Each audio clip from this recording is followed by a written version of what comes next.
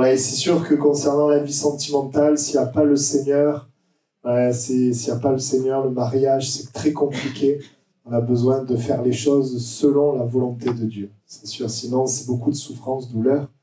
C'est pour ça que le Seigneur nous donne sa parole pour construire, afin que ça ne s'écrase pas, mais que ça puisse demeurer. Amen. Voilà. Bon, on va avancer, parce que sinon on y est encore... Voilà, mais c'était très bien. Il faut partager des témoignages comme ça nous encourage à prier. Et on va ensemble partager la parole de Dieu. On pourra voir et partager d'autres témoignages une prochaine fois. On va méditer un texte sous un certain angle ce soir. 1 Pierre, chapitre 5. 1 Pierre, chapitre 5. 1 Pierre, chapitre 5. Verset 5. Ah ben, du coup, je ne l'ai pas fait exprès, mais le témoignage... Il est intéressant pour le message, voilà, puisque j'ai à cœur de parler d'un aspect concernant les rapports mutuels. Voilà. 1 Pierre chapitre 5, verset 5. De même, vous qui êtes jeunes, soyez soumis aux anciens, et tous, dans vos rapports mutuels, revêtez-vous d'humilité. Car Dieu résiste aux orgueilleux, mais il fait grâce aux humbles. Humiliez-vous donc sous la puissante main de Dieu, afin qu'il vous élève au temps convenable, et déchargez-vous sur lui de tous vos soucis, car lui-même prend soin de vous. Amen. Voilà, on va étudier ce texte, on va en tout cas relever quelques points. Au verset 5, il est parlé dans nos rapports mutuels, de se revêtir d'humilité. Alors souvent, la première chose qui nous vient, en tout cas moi la première chose qui me vient, c'est que quand je suis avec quelqu'un, d'être humble, c'est quoi ? C'est de l'écouter, c'est de pas forcément prendre toute la place, de pas me mettre en avant, de considérer l'autre. Je sais pas si vous le voyez comme ça. Ça, c'est un aspect pour avoir de bons rapports mutuels.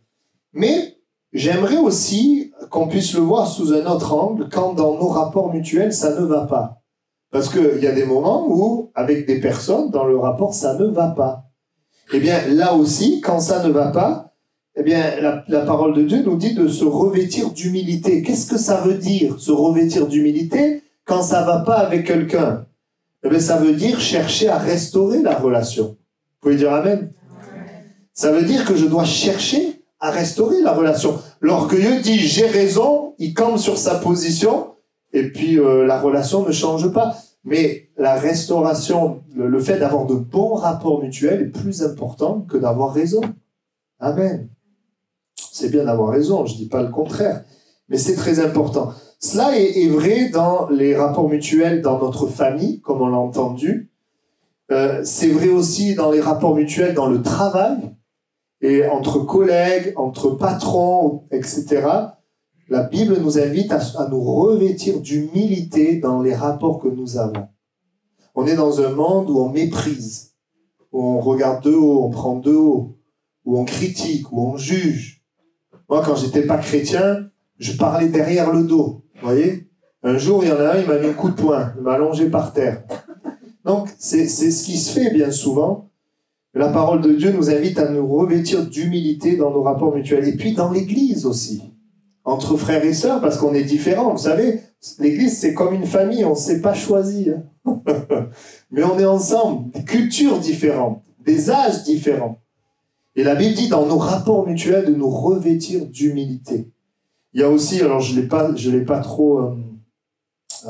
suis pas trop arrêté dessus, mais il est parlé aussi, ceux qui sont jeunes, d'être soumis aux anciens. Il y a aussi cette réalité que on a besoin parfois, on a besoin d'apprendre, de connaître. C'est une réalité. Alors, en pratique, c'est quoi se revêtir d'humilité aussi ? Je voudrais l'aborder sous l'angle, donc, dans un problème relationnel.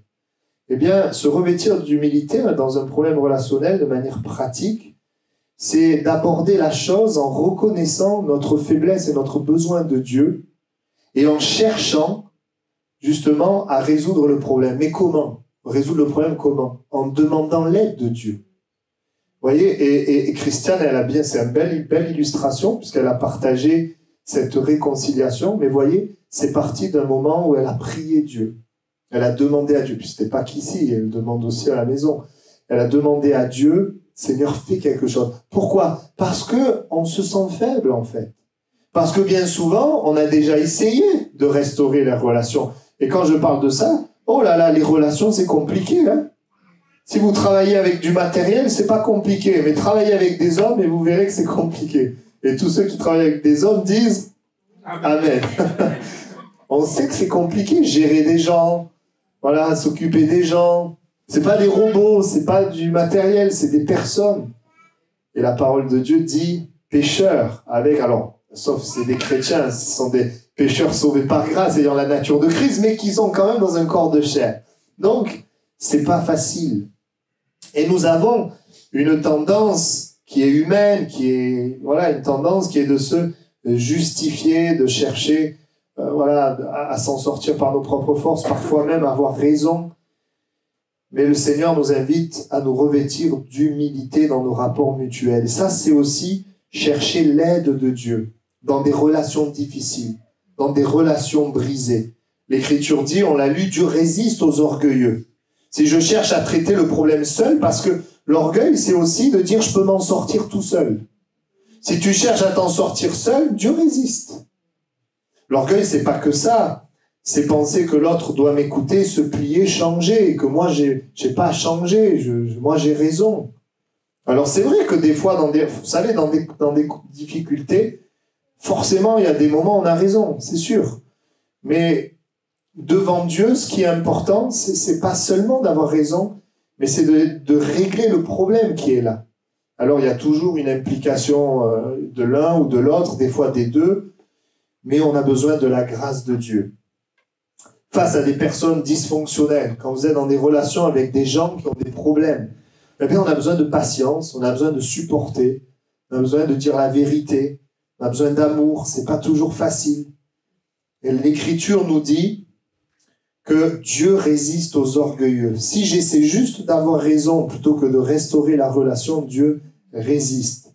Mais si j'essaie de restaurer la relation en m'appuyant sur Dieu, alors tout est possible.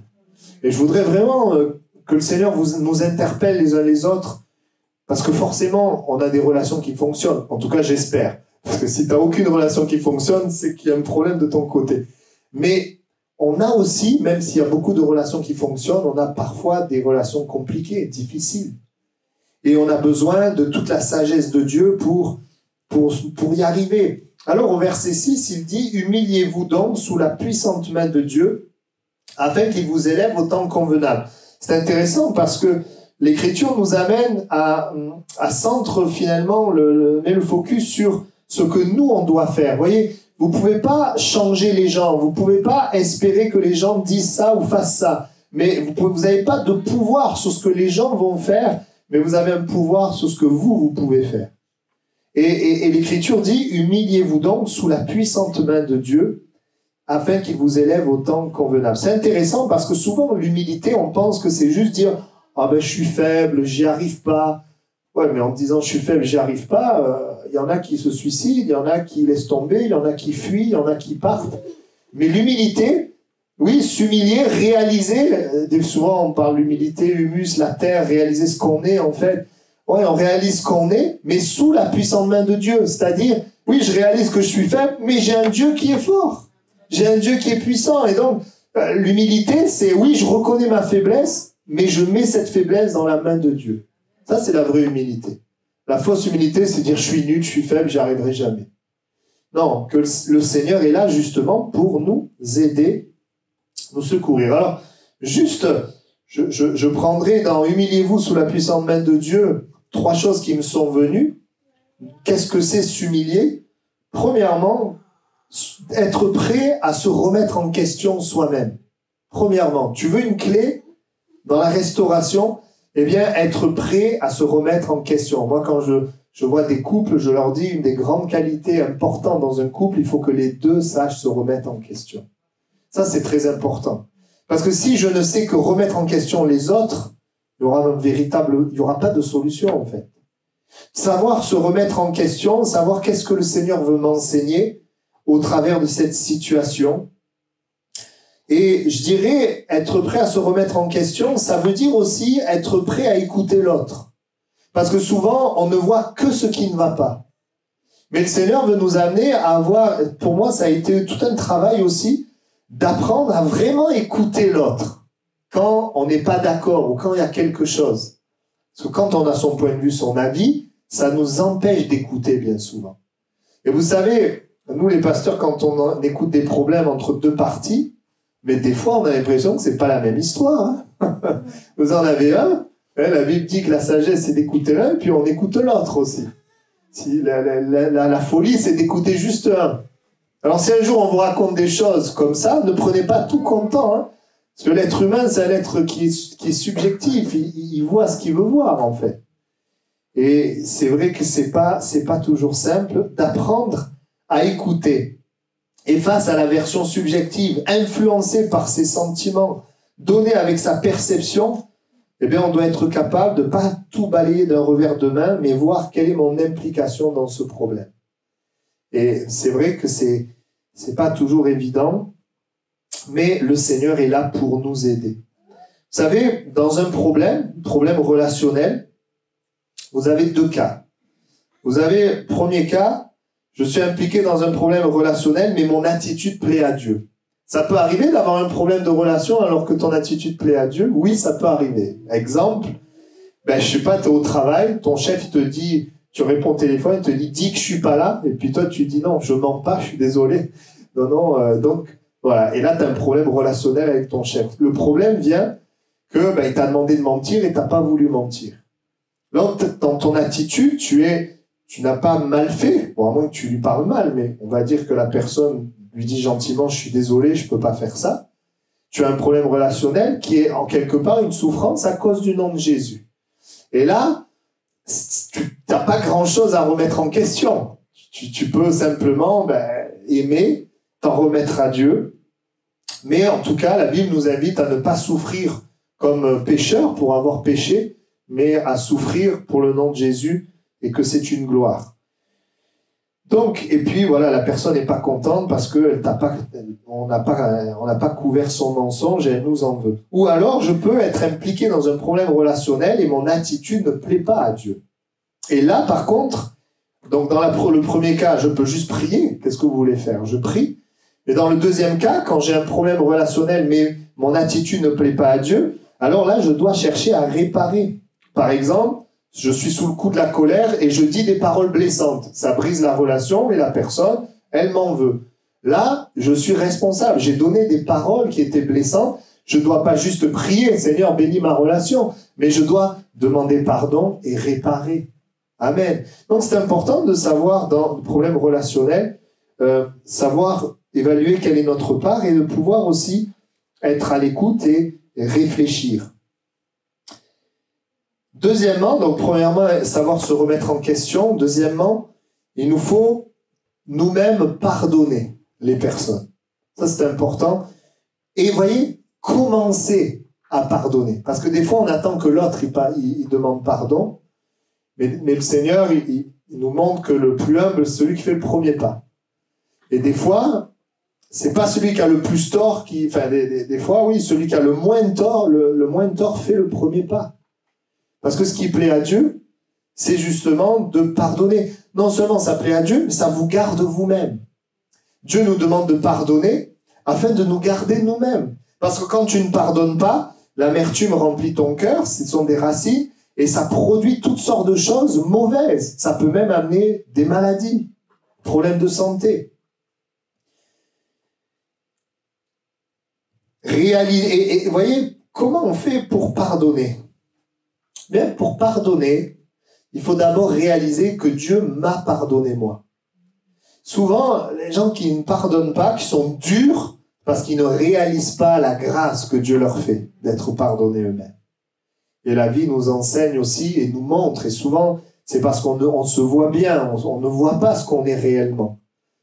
Mais parce que Jésus nous a pardonné une dette que nous ne pouvions pas payer. Sans Jésus, j'étais perdu, tu étais perdu.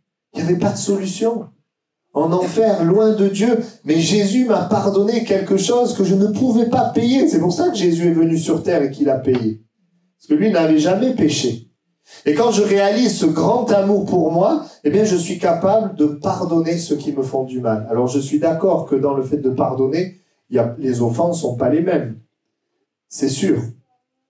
Mais Dieu nous demande dans sa parole de le vouloir et il nous donne le pouvoir. Amen. Réaliser le pardon de Dieu. Ne pas nous tromper d'ennemis. La Bible dit qu'on ne lutte pas contre les gens, mais notre lutte, elle est spirituelle, contre des démons, contre le diable. Notre combat est spirituel. Derrière les problèmes relationnels, il y a le diable qui veut diviser et détruire. Mon ennemi n'est pas la personne avec qui j'ai un problème. Mon ennemi, c'est le diable. Et ça, c'est important aussi pour les croyants, les chrétiens, et ça peut nous aider à pardonner. Ça, je dirais, ça veut pas dire que parce que le diable agit, la personne, elle est dédouanée de sa responsabilité. Non, on est responsable de nos actes. Mais quand on n'a pas Dieu, quand on n'a pas Jésus, ou quand on a Jésus mais que Dieu ne règne pas, eh bien, le diable peut agir et travailler. Et donc, on a besoin, si on veut être des combattants efficaces, on a besoin de ne pas nous tromper de combat. Si je combats contre la personne, ça ne peut que aggraver la situation. Mais si je combats spirituellement, je m'approche de Dieu, je prie, la Bible dit priez, aimez nos ennemis, alors Dieu peut intervenir dans la situation. Donc, ne pas se tromper d'ennemi, décider donc de pardonner en comptant sur sa force pour y arriver. Décider de pardonner en comptant sur la force de Dieu. Sur le pardon, il y a le témoignage de Corrie ten Boom qui est bien connu, où elle a perdu sa sœur et son père dans les camps de concentration. Et un jour, elle a fait face à un des officiers qui avait été qui avait été un des officiers qui avait tué sa sœur. Et qui lui avait demandé, mais vous parlez du pardon, mais est-ce que moi vous me pardonnez? Et il y avait toute la douleur, l'amour de sa sœur, toute la douleur qui est venue. Mais elle a pu dire, avec l'aide de Dieu, dans un instant de prière, Seigneur, aide-moi, je le veux, et le Seigneur donne le pardon. Vous savez, elle a été aussi, je crois que je l'ai déjà raconté, elle a écrit à la personne, parce que, en fait, Corrie ten Boom, elle a été dénoncée par un traître. Et à cause de cette personne qui les a dénoncés, donc elle a perdu son père, sa sœur, elle est partie en camp de concentration, et elle a écrit la lettre à cette personne qui les avait trahis. Et dans sa lettre, elle écrit, à cause de vous, de ce que vous avez fait, mon père est mort, ma sœur est morte, j'ai énormément souffert, etc. Mais je connais Jésus, et je sais plus comment elle dit ça, et Jésus m'a aimé, et je vous pardonne. Et cet homme, il a lu la lettre, parce que quand ça a changé, il allait être lui-même condamné, puisqu'il a été attrapé pour le fait d'avoir été traître, il allait mourir, il allait être condamné. Et grâce à cette lettre, eh bien, il a pu se tourner vers Jésus. Vous voyez, ça, c'est la puissance du pardon, mais au travers aussi de ce pardon qu'elle a accordé, elle a gardé son propre cœur et elle a cheminé dans tous les États-Unis pour parler de l'amour de Dieu et du pardon de Dieu. Et par son témoignage et par sa prédication, de nombreuses personnes ont pu être réconciliées. Amen. Et c'est vrai que on doit réaliser l'enjeu spirituel qu'il y a, ne pas nous laisser arrêter par l'amertume, ne pas laisser ces choses se développer dans nos cœurs. On est tous des êtres humains où on peut se mettre en colère, on peut avoir des mauvaises pensées, etc. Mais Dieu nous invite à ce que ça ne soit pas des racines et que ça ne vienne pas pousser. Parce qu'après, ça vient étouffer. Et vous savez, on n'est plus productif, on ne peut plus être utilisé dans les mains de Dieu. Comment tu vas être utilisé pour aimer si tu as de l'amertume dans ton cœur? On en a besoin, amen. Et troisièmement, faire tout ce qui est en notre pouvoir pour la restauration. Si nous sommes véritablement dans cette démarche de pardonner, eh bien, chercher la restauration, la réconciliation. La Bible dit, ne rendez à personne le mal pour le mal, recherchez ce qui est bien devant tous les hommes. S'il est possible, autant que cela dépend de vous, soyez en paix avec tous les hommes. Dieu nous dit, fais le maximum de ton côté. Si après la personne ne veut pas, c'est pas ton problème. Mais ce qui est ton problème, c'est que toi, tu fasses tout ce que tu peux pour restaurer la relation. Amen. Ça, c'est important. Et puis, un point dont on ne parle pas souvent, mais je voudrais appuyer dessus ce soir, c'est que il nous faut aussi, concrètement, il nous faut ne pas alimenter les pensées d'offense. C'est-à-dire, il nous faut garder une position de pardon. Vous voyez, quand vous pardonnez, le diable le voit, il va tout faire pour vous ramener dans l'offense. C'est comme une position qu'on prend, qui n'est pas toujours facile, parce qu'on est en lutte avec des sentiments d'amertume, de colère, etc. Je ne sais pas si vous avez vu, mais quand vous êtes dans la colère, c'est dur de sortir de ça. Ou alors il n'y a que moi. C'est dur de sortir de ça, c'est pas facile de sortir. On prend une position, et c'est une position de foi, on s'appuie sur Dieu, on décide de pardonner, et l'ennemi veut ramener les pensées, même parfois des circonstances, des événements, où on se retrouve, on se dit, mais en fait, j'ai pas pardonné. On prend une position, et on se tient à la position. Et quand le diable vient ramener le mal qu'il a fait, etc., dit non, ça, je ne vais pas le ressasser. J'ai pardonné, je coupe la pensée, et je déclare au nom de Jésus que je le bénis, que je la bénis. Ça, c'est très important, de garder une position de pardon. Parce que quand on est blessé, ça ouvre la porte à toutes sortes de pensées, c'est difficile. C'est là où le Seigneur est aussi le consolateur. Il est celui qui nous restaure. Il est celui qui est capable de faire le grand miracle. Parce qu'il y a des choses qui sont difficilement pardonnables. Mais le Seigneur est capable de tout. Amen. Et puis, on l'a lu ensemble au verset 7. Je vais essayer de ne pas être long ce soir. Après, humiliez-vous sous la puissante main de Dieu, afin qu'il vous élève dans le temps convenable. Il dit, verset 7, « Déchargez-vous sur lui de tous vos soucis, car lui-même prend soin de vous. » Amen. Même si vous faites votre part, le problème relationnel, il est quand même là. Et des fois, c'est vrai que c'est merveilleux, avec Dieu, on demande pardon, on est pardonné. Mais avec les hommes, ça ne marche pas toujours. Tu peux demander pardon et ne pas être pardonné. Et donc, c'est un fardeau qui est là. C'est un poids qui peut être là. Et c'est sûr, quand ça va pas dans des relations, c'est pas agréable, hein. C'est un poids qui est là. Et le Seigneur nous dit de nous décharger sur lui de tous nos soucis. Est-ce que vous êtes d'accord que dans les soucis, il y a aussi les relations humaines? Alors bien sûr, il n'y a pas que ça. Les soucis, ça englobe beaucoup de choses. Mais ça, et puis, ça nous parle aussi en fait, des situations dans lesquelles nous sommes faibles et donc inquiets, où nous n'avons pas de force.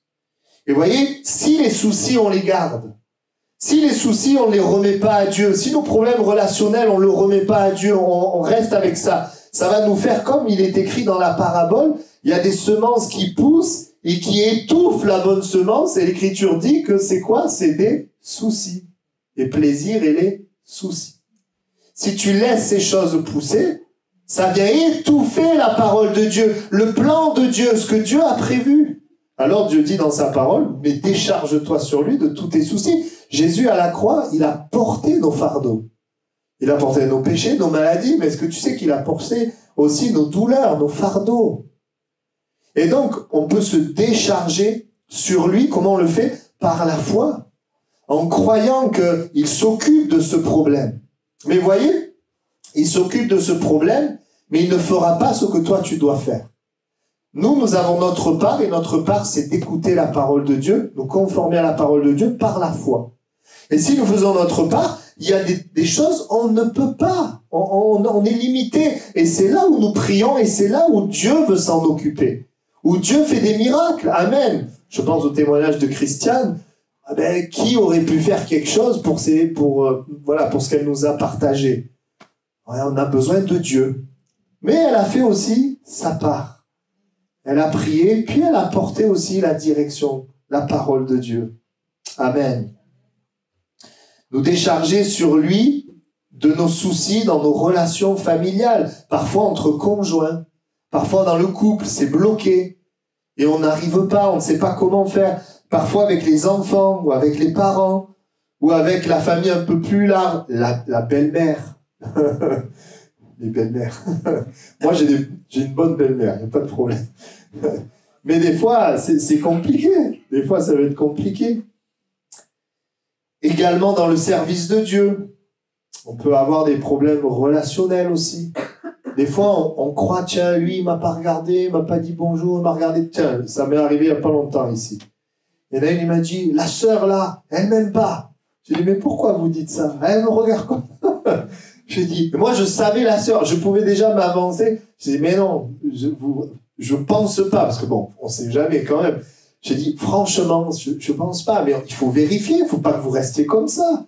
Allez voir la sœur et demandez-lui. Des fois, on est là, mais le diable, il essaie de mettre des choses dans nos pensées. Il faut que vous compreniez une chose, c'est très clair. Le diable, il essaie de nous diviser. Moi, ici, à Toulousaise, des fois, entre serviteurs, il y avait des problèmes. Et quand on a mis un peu le nez dedans, quand on essaye de regarder, mais je me suis rendu compte à un moment donné, mais c'était un quiproquo. C'est un qui avait pas les éléments, l'autre qui avait pas d'autres éléments, alors ils se jugeaient déjà. Parce que pas de communication. Parce que parfois, on parle pas, on laisse comme ça, on rumine, et on progresse dans l'amertume, et on progresse dans la colère, mais non, il faut couper, il faut y aller, parler et régler. Seigneur nous aide, amen.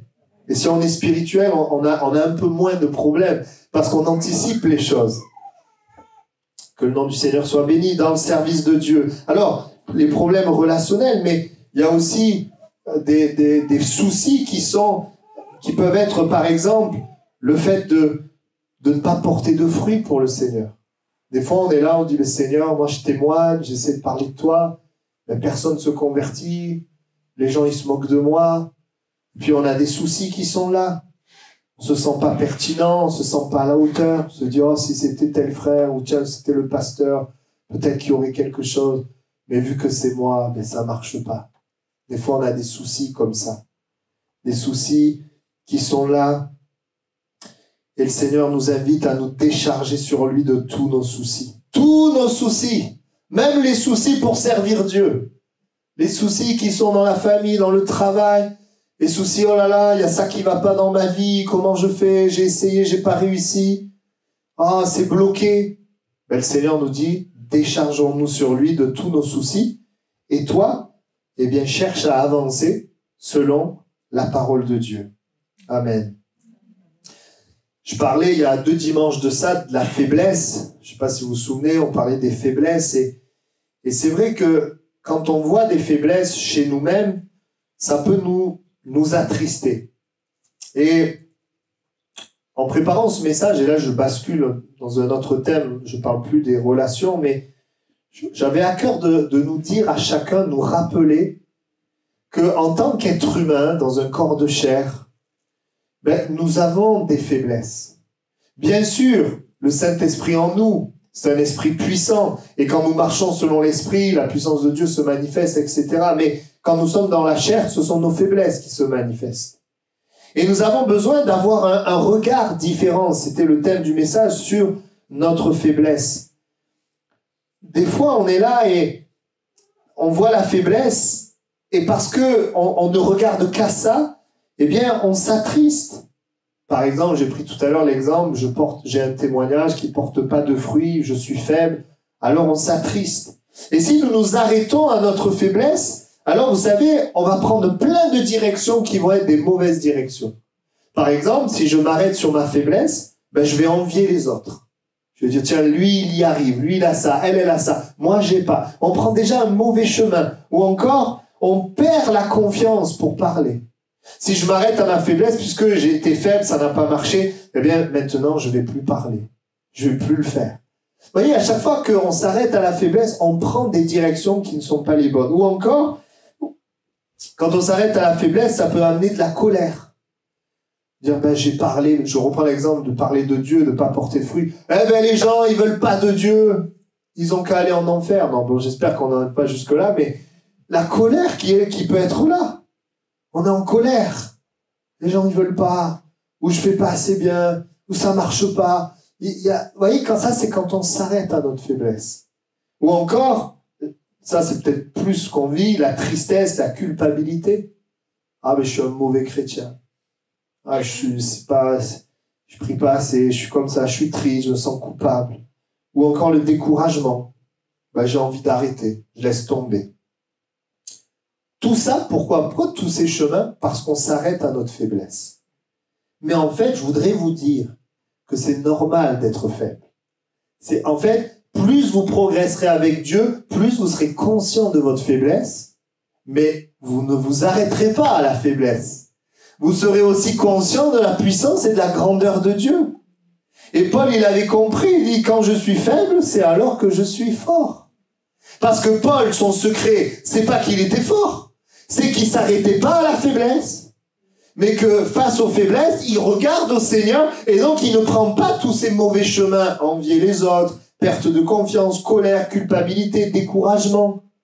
Non, on regarde au Seigneur, et le Seigneur nous fortifie. Souffrance, miracle. Souffrance, miracle. Souffrance pour Jésus, miracle. C'est ça la communion des souffrances et la puissance de la résurrection dont il parle. Et ça, c'est, si nous sommes des chrétiens nés de nouveau, que nous aimons le Seigneur Jésus et que nous voulons vivre comme Jésus, nous aurons des souffrances pour le nom de Jésus, mais nous verrons la gloire de Jésus et l'action de Jésus. Et nous devons comprendre que c'est comme un paquet. C'est la réalité, parce que le prince de ce monde, c'est le diable. On est dans un combat spirituel. Que le Seigneur nous aide à ne pas... Moi, je partage ça avec vous, parce que moi, ça m'a aidé, vous voyez. Ça m'a vraiment aidé.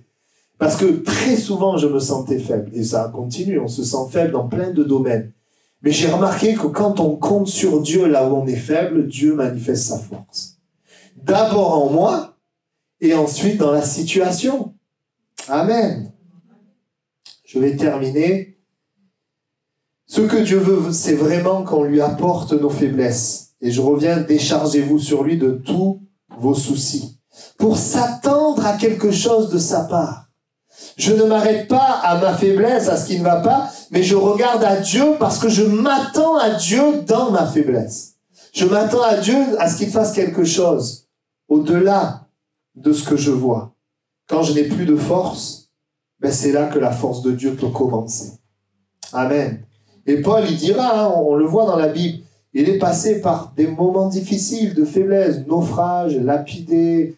Enfin, il y a toute une description dans la Bible des souffrances qu'il a vécues. Alors on a l'impression que c'est un super-héros, pas dans le sens qu'il est plus fort que tout, mais plutôt dans le sens que malgré tout ce qui lui arrive, il garde la foi et il influence comme peu ont influencé. Mais en fait, c'est Dieu au travers de lui.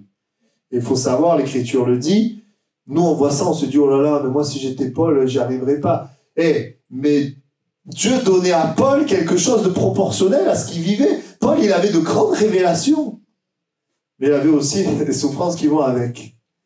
Et le Seigneur s'est servi de lui et cela doit nous amener à la confiance.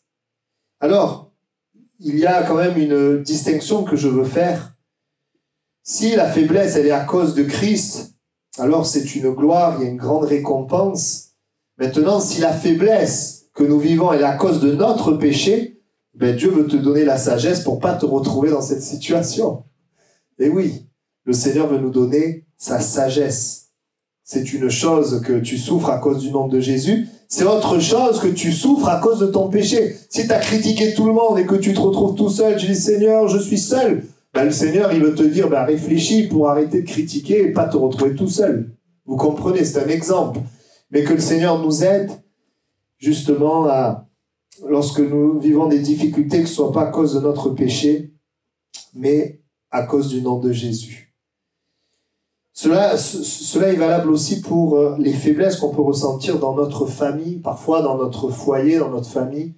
On peut se sentir faible et s'arrêter à la faiblesse. Et quand on s'arrête à la faiblesse, qu'est-ce qu'on fait? On peut fuir, on peut se mettre en colère ou on peut bouder. C'est des attitudes quand on s'arrête là.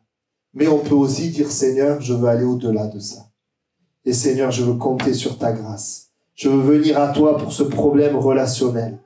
Afin que tu me renouvelles, afin que tu agisses dans la situation, afin que peut-être tu renouvelles mon regard, que tu me transformes, que tu me secours. » Vous savez, on a moins de problèmes quand on est tout seul.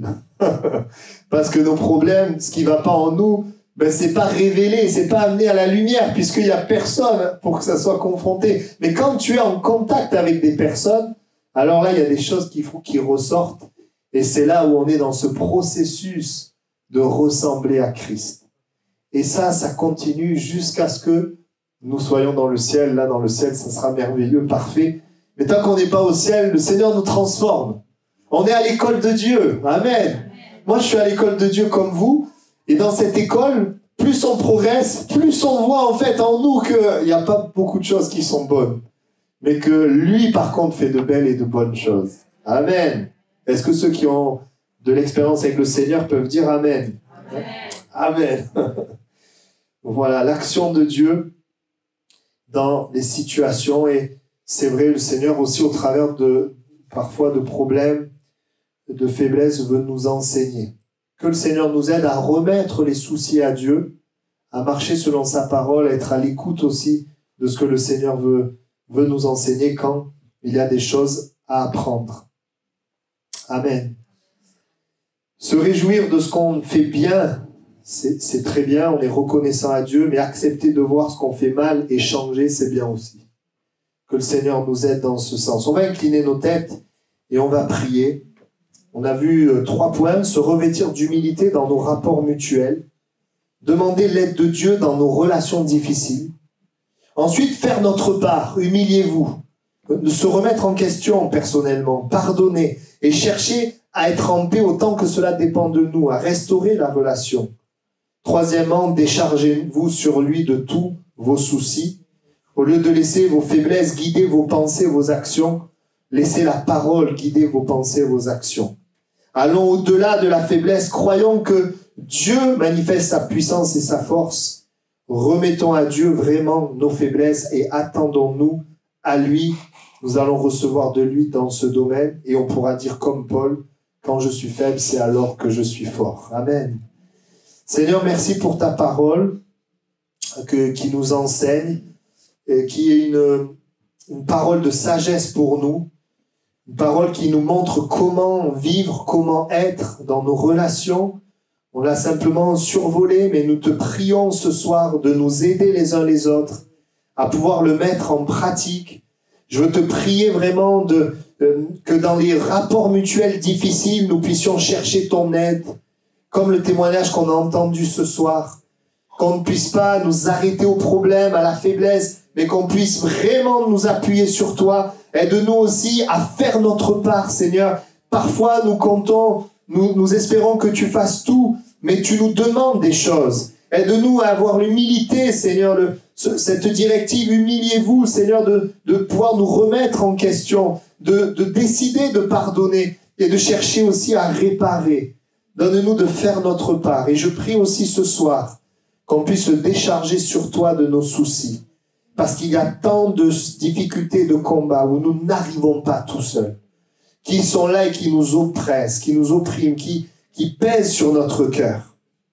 Et nous voulons te bénir, nous voulons pas, comme on l'a vu ce soir, nous arrêter à la faiblesse, qui nous donne toutes sortes de mauvaises directions. Mais nous voulons, face à la faiblesse, Seigneur, nous tourner vers toi, afin de voir ta force se manifester. Je te prie pour mes frères et sœurs qui se sentent faibles dans le service de Dieu, faibles dans leurs relations familiales, au travail. Seigneur, quel que soit le domaine, afin que ce soir tu puisses prendre leur fardeau et que tu puisses, Seigneur, les aider à compter sur toi, à avancer par la foi, à s'attendre à ton action. Amen. Paul disait, je me plais dans les faiblesses, parce qu'il savait que tu agissais dans les faiblesses. Seigneur, ensemble, on regarde à toi. Amen. On pourrait prier un peu dans ce sens, en fonction de ce qui t'a parlé au travers du message, d'apporter peut-être nos situations à Dieu, de prier le Seigneur et de dire, je veux dépendre de toi, je veux compter sur toi. Peut-être que aussi le Seigneur m'interpelle. Peut-être que je n'ai pas fait tout ce que je devais faire. Peut-être que c'est le temps pour moi de faire un pas aussi et de faire ce que Dieu me demande. Si j'ai déjà tout fait, alors que je puisse compter sur lui. Que je ne m'arrête pas à la faiblesse. Il y a comme une parole prophétique pour toi. Dieu te dit, dans la faiblesse, c'est là où tu vas voir ma gloire. C'est justement dans cette faiblesse que tu vas voir Dieu plus que dans les domaines où tu ne te sens pas faible. Reçois cette parole et repasse-la dans ton cœur jusqu'à ce que tu la vois s'accomplir. Amen. On prie le Seigneur ensemble. Des voix peuvent s'élever. On est ensemble, pas pour être spectateurs, mais on est ensemble pour parler à Dieu, prier Dieu, nous attendre à lui. Amen, amen. Amen. Amen. Voilà, gloire au Seigneur. Voilà, vous ne perdez pas votre temps d'être là. Amen. Nous rachetons le temps et nous permettons à Dieu d'agir. Et vous savez, n'oubliez pas, servir Dieu, c'est prier. La Bible dit que Anne, elle priait, elle jeûnait, elle servait Dieu en fait. Servait Dieu dans le temple par le jeûne et la prière. Donc ça commence par là, puis ensuite il y a toutes les œuvres que Dieu a préparées d'avance. Voilà, bonne soirée à tous et on se retrouve demain pour ceux qui sont en jeûne et prière. À bientôt.